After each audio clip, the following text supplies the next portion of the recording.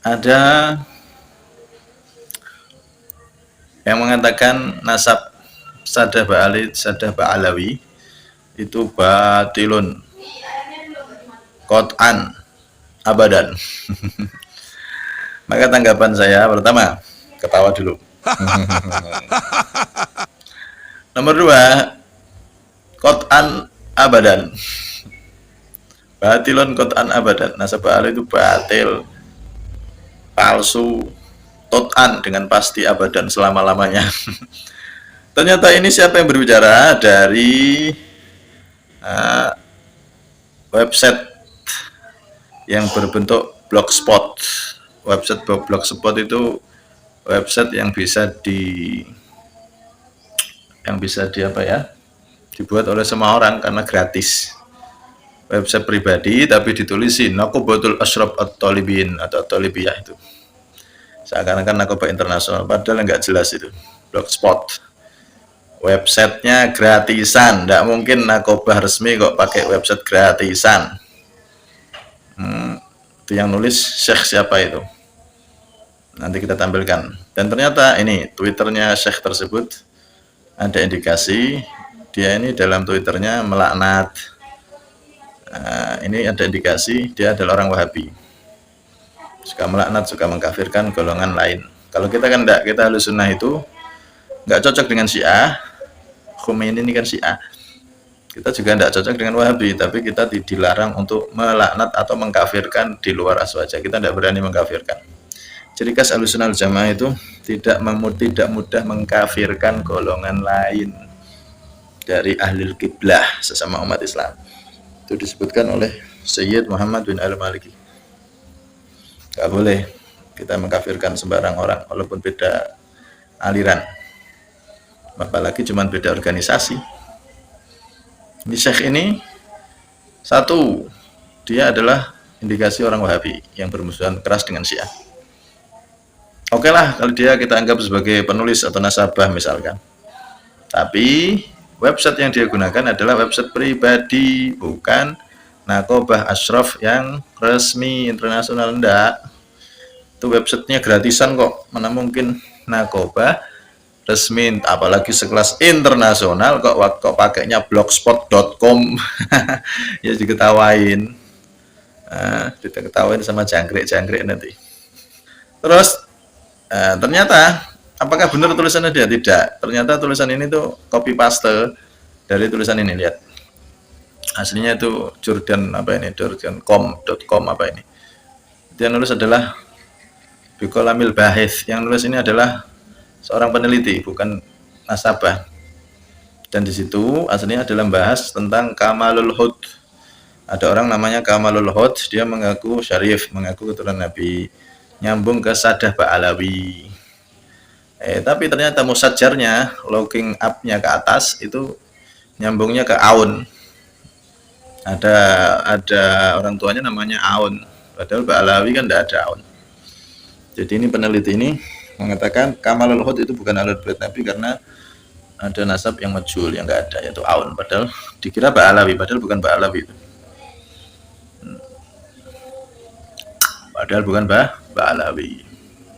Kalaupun benar yang dimaksud adalah Ba'alawi Yaman, Ba'alawi Yaman, tapi perlu garis bawahi ini adalah website Jordan.com. Apa ini Jordan? Nanti kita tampilkan di sini. Itu bukan website resmi suatu nakobah Jordan, bukan. Cuman jurnalis saja, dan dia bukan nasabah. Kalaupun dia nasabah, tapi dia berbicara di sini bukan di website nakobah resmi, tidak. Jadi tidak bisa dipakai dalil untuk menafikan Ba'alawi, apalagi sampai qot'an abadan. Nggak bisa. Ya diketawain toh. Makanya kita netizen yang cerdas. Mosok blogspot.com dijadikan dalil. Ternyata tulisan di situ copy paste dari jordan.com apa itu. Yang mana itu bukan website resmi dari Nakobah Jordan, juga bukan. Penulisnya juga Al-Bahith, peneliti. Kalaupun dia nasabah, dia nulisnya ini bukan di atas nama Nakobah, bukan. Ya cuma tulisan aja. Dan tidak bisa jadikan dalil, apalagi mengalahkan Nakobah internasional yang resmi seperti yang dibawakan oleh Habib siapa itu, Al-Masyhur. Beliau punya bitokoh, punya lembaran gitu yang diakui oleh puluhan narkoba, ya resmi itu.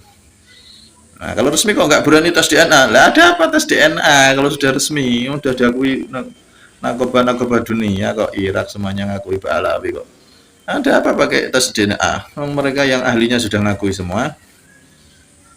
Nah, kalau ada jangkrik ngerik di semua sudut ya biarkan.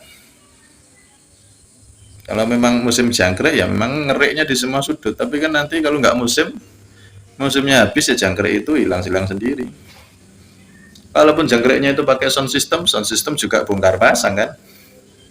Saatnya dibongkar juga hilang sendiri suaranya. Ada apa kita pusing-pusing mikiri suara jangkrik di sudut-sudut, ya kan? Lalu jelas-jelas narkoba internasional mengakui puluhan narkoba. Setelah ini nanti kita upload video dari atau di shot itu ya, di video yang singkat tuh bacanya apa itu, shot atau apa itu di MHTV sudah ada, itu kita tulis, sudah kita upload. Karena puluhan narkoba mengakui. Itu aja masih ada, ini asli apa tidak, ya coba ente cek sana ke luar negeri. Kok kalau asli nggak berani DNA? Lah ada apa DNA yang sudah diakui?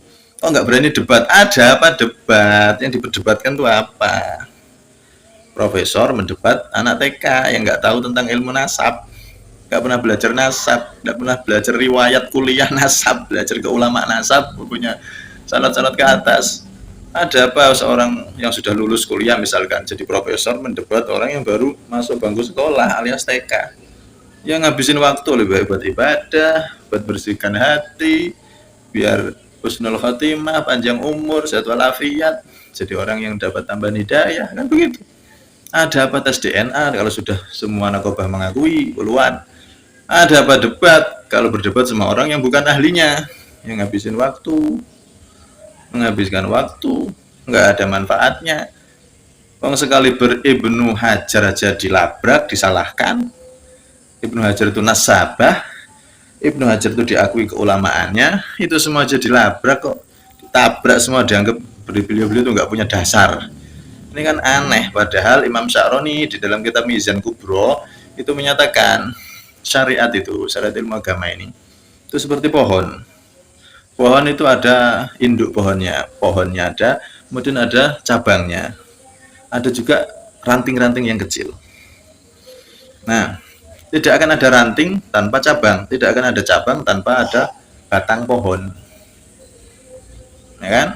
Nah, batang pohon dari syariat ini apa? Ya Al-Quran dan hadis.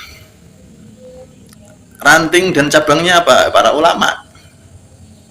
Maka di situ Imam Sya'roni di kitab Mizan Kubro itu intinya menekankan kita untuk meyakini bahwasanya setiap ulama yang sudah mengeluarkan pendapatnya itu pasti sudah melalui bin naduri ilal dalil, kama qala ya, saya lupa namanya.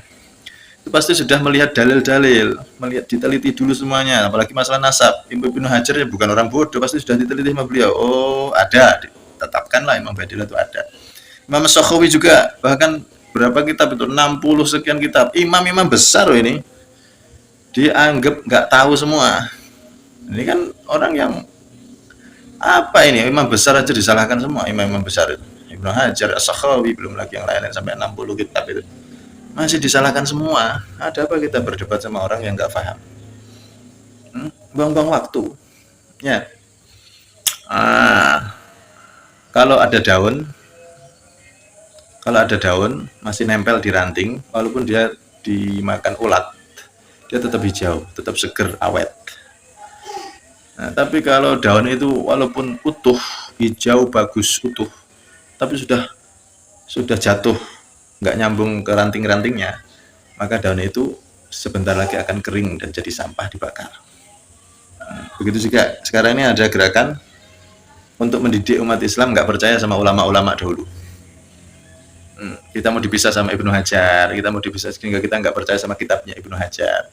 Kita mau dipisah, kita ini pada daun, mau dipisah dari kitabnya As-Sakhawi. Ulama ahli nasab semua loh itu.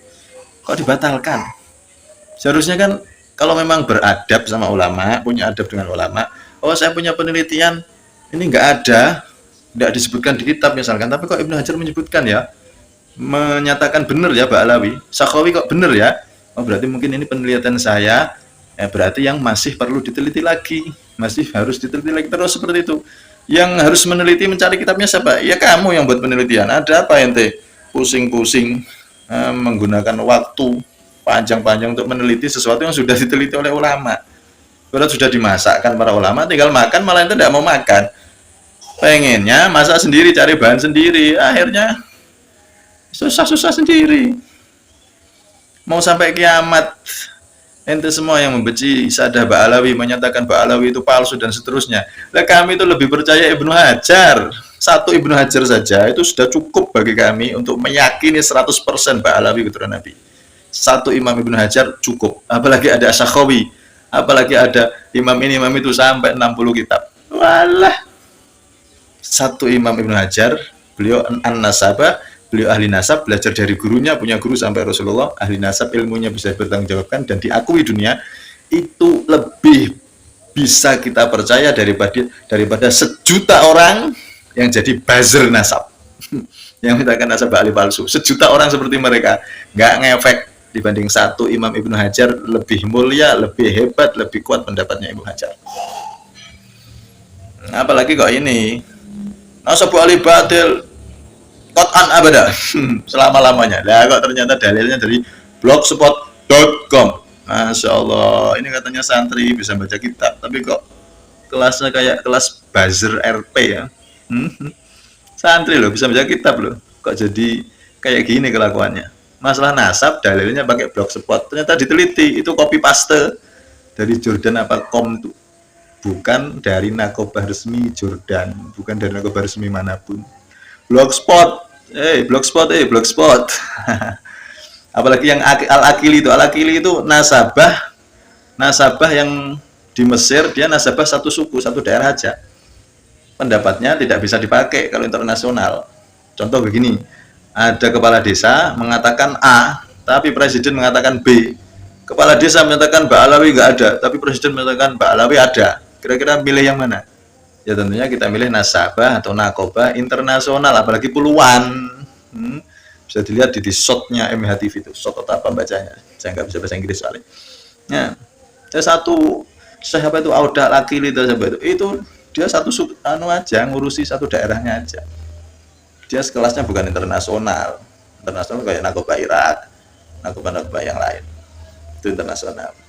Ya, jadi itu pendapat nggak bisa dipaksakan harus dipakai semua, nggak bisa. Ya, nggak bisa.